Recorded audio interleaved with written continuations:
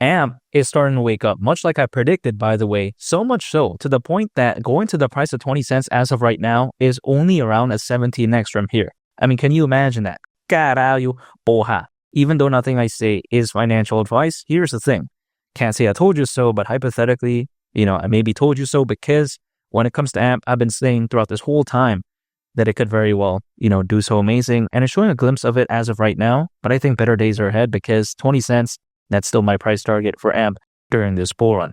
Now, some people may think that, okay, this is impossible for AMP because they think that the use case is caca or is trash or something like that. However, that couldn't be farther from the truth in my opinion, because when you take a look at AMP, the use case is amazing. Now, to understand its use case, though, we have to consider the origin of AMP, right? Why was it even created in the first place, and actually who created it? Now, to answer that question, we have to take a look at, again, AMP was actually created by Flexa and Consensus. Consensus is a blockchain development enterprise, and when it comes to Flexa, it is a crypto payments company. Now, here's the thing. Why was AMP even created in the first place, right? It's because the original Flexa Coin smart contract could not be upgraded to meet the new demands that they were looking for. And shortly before AMP was launched, Flexa actually launched an app called SPEDN. And now this is where things get a little bit cooking and more interesting, because SPEDN allowed users to pay at thousands of merchants using various cryptocurrencies. So imagine, let's say, someone walks inside a store, they want to buy a used bratwurst extender, the Cabin edition, using a cryptocurrency through the SPEDN app. Maybe they could do that, right? So that's very amazing. Now, here's the thing. You may be wondering, okay, this is cool and all, but how does AMP even play a role in any of this, right? Now, here's the thing. If let's say, someone again makes a purchase through the SPEDN app, at a store or something like that. Now, what happens? Let's say they use a cryptocurrency. A way to ensure that this transaction is safe, so to speak, is that when this transaction is made, so to speak, right, a certain amount of AMP, will be locked up. Now, the amount of AMP is actually worth slightly more than the transaction. And the reason for that is because if, let's say, the transaction fails for whatever reason, then it'll still ensure that, that the merchant will still get their entire payment nonetheless, because there could be problems along the way. There could be a chain halt, like a hard fork. So, of course, that could be a big issue. A failed transaction, of course, is a no bueno. Of course, that's not desirable. Now, another reason why AMP is locked up during this, more than the transaction, I would say, right, in terms of value, is because let's say someone is making a purchase at a store. But let's say at the same time, the value of cryptocurrencies are tanking. Let's say there's a bad bear market or whatever like that, or let's say there's a lot of FUD, whatever the case may be. Now, of course, it would be terrible if someone made a purchase for $10 and then by the time the merchant gets it, it's $8, something crazy like that. Of course, that'd be caca, right? So, of course, there needs to be a way to kind of combat this, which is why, again, this app that is slightly worth more than a transaction is locked up. So that way, it'll ensure that the, purchase is going to be smooth sailing no matter what, quite essentially. Now, you may be thinking, okay, what happens if the transaction fails? Then the amount of AMP that is locked up will be automatically sold. So that way, again, it'll ensure that, the merchant will still get their entire payment in the event of a failure, in a sense, right? Now, allegedly, there has never been a failure because here's the thing.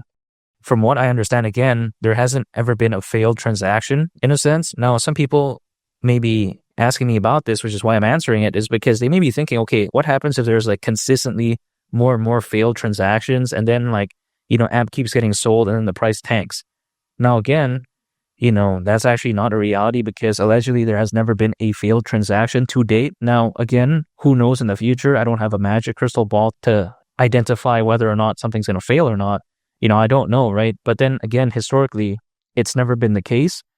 Now, even if let's say 10 transaction fails a day or even 100, even if that were to happen, the amount would be so minuscule, it would be so negligible in the grand scheme of things that it really wouldn't affect the price of AMP in any significant way, if at all, in my opinion. So the way to take a look at it is that either way, it doesn't seem so bad. And 100 a day would actually be a lot, right? So even still then, I don't think it would even affect the price of AMP, theoretically. So again, I think it's safe either way. AMP quite essentially acts as an insurance. That's a way to take a look at it. And this AMP, you may be wondering, okay, where's it coming from, right? Is it coming randomly? Well, it's actually coming from, users who are staking their AMP through payment providers who are currently leveraging Flexa's payment protocol. So yeah, I think that's pretty interesting. So anyway, take a look at it. I think that when it comes to like AMP, the use case is amazing. And not to mention, it should be noted that there's a distinction here. Like both Flexa and AMP, they're actually two separate technologies. And the amazing thing about Flexa, right, I just want to mention this just for fun, is the fact that, when you take a look at it, crypto payments with Flexa are automatically converted into whichever fiat the merchant wants, which is basically a stark contrast to many other of Flexa's competitors, I would say, right? Many other crypto payment services out there, they don't do this. So this right here is what I really like about Flexa. Again, whichever fiat the merchant wants, that's so amazing in my opinion. That's a total game changer right there. Now, with all that being said, some people may think that 20 cents is still this random pipe dream, but come on, man. Considering current circulating supply, market cap at that point would be around $16 billion, seriously?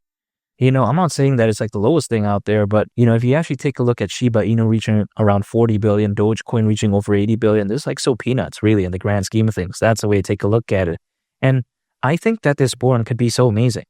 Even according to the co-founder of Ethereum, and also he happens to be the founder of Cardano, a person by the name of Charles Hoskinson, on a video on November 26th, what did he say? He said that very well, anywhere between a year to 2 years, from then, right, he could very well see Bitcoin reaching anywhere, between $250,000 up to $500,000, which is basically $500,000. So could you imagine that? If let's say we don't take a look at like the most bullish case example, which is like $500,000, which in my opinion is a little bit way too much for Bitcoin during this run. But again, you never know. But let's say we use like the worst case example, which is like 250,000. Even then, I don't see why AMP won't at least go to the price of 20 cents. Because as the old saying goes, a high tide raises all ships. So if Bitcoin does very well, which hypothetically all signs are showcasing that it could very well do extremely well during this run, and especially in 2025, could you imagine what happens to altcoins then, right? I mean, it could be so amazing. And I'm not only saying that, all these random altcoins are going to pump. I think AMP is also going to hypothetically go along with the ride, which is why I'm staying very patient when it comes to AMP.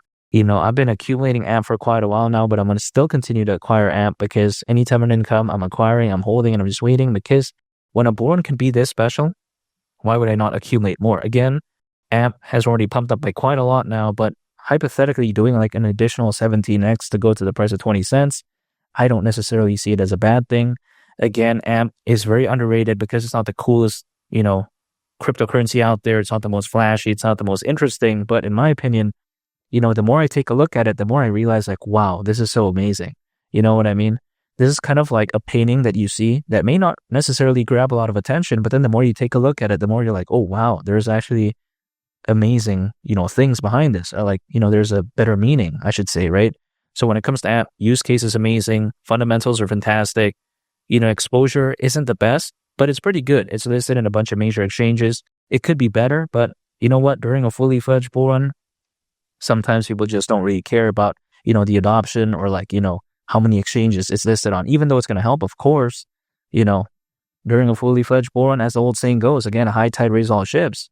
As they see AMP do a lot better, as they see it go to the price of 5 cents, 10 cents, man, the FOMO could just very well be exponential at that point, and it's just really a waiting game. And I'm staying patient because I think better days are ahead. And again, 20 cents during this bull run wouldn't surprise me whatsoever because I think AMP's that special. And make sure to subscribe if you gain value from this video. I'd greatly appreciate it. It's been Lee the Captain, and I'll catch y'all on the next one. I'm out. Peace. Bye.